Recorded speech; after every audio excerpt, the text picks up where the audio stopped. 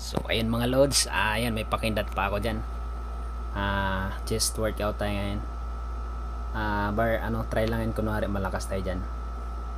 Ayan, flat bench press tayo, bar. So ayan, medyo tayo dyan. Kunwari malakas tayo. So ilan bang nagawang reps ko dyan, pero sulit kasi talagang yung form natin dyan.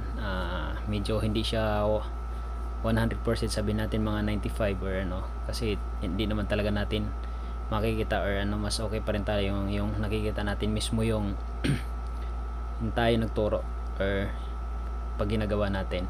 So yan, next natin is cable fly. Perfect combination to mga loads kung kayo mag chest workout.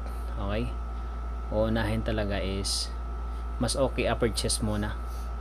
Incline, pwede bar, depende kasi sa rotation yun. Ako kasi may program talaga ako, so hindi ko lang nakuhanan dyan yung yung incline natin.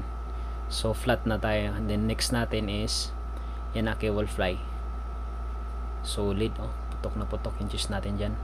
So 4 na araw ako dyan walang buhat, pero nung nagbuhat tayo, pump na pump yun, may papiga pa tayo dyan mga loads, So ayan, ang next naman natin ngayon mga loads is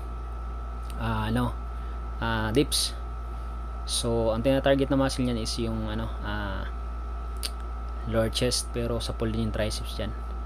So medyo lang na masyadong yung kumukuha dyan sa akin, gumagalaw, sumusunod din sa galaw ko yung cameraman, kaya nakakahilo, loko yung So ayan, next natin mga loads is ayan, pullover, dumbbell pullover. So medyo yung form natin dyan medyo naalanganin ako kasi yung elbow okay naman, naka-open siya ng konti, pero kulang sa baba yun, sa pull yun.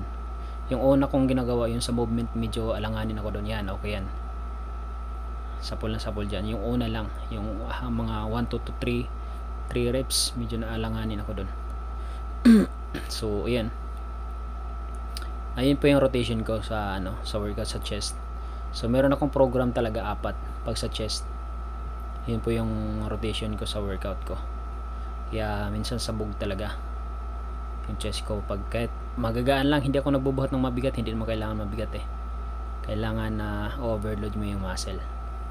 Okay, tapos ngayon mga loads, in-insert ko na rin tong or sinama ko na rin yung pagliligs ko. Kunwari ko to malakas, kunwari malakas ako dito sa binuhat ko na to. So I think mga nasa to 250 kilo. So solid yan. Yan, pero 3 lang ako dyan, 3 reps, kasi parang pakiramdam ko nanginginig yung tuhod ko. Hindi ko na pinilit mga loads, medyo nang are-are ako dyan. So next natin, magaan lang ako magbuhat talaga. Leg press natin, medyo magaan lang yan. So ayan, hindi, pero chest lang talaga ako nyan. Kumbaga yung legs na yan is sinama ko na lang dito sa video ko na to, pero solid din yan.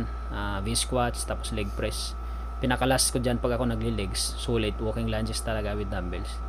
So yun lang loads, kung nagustuhan nyo aking video, paki-share na lang and like, subscribe sa aking channel.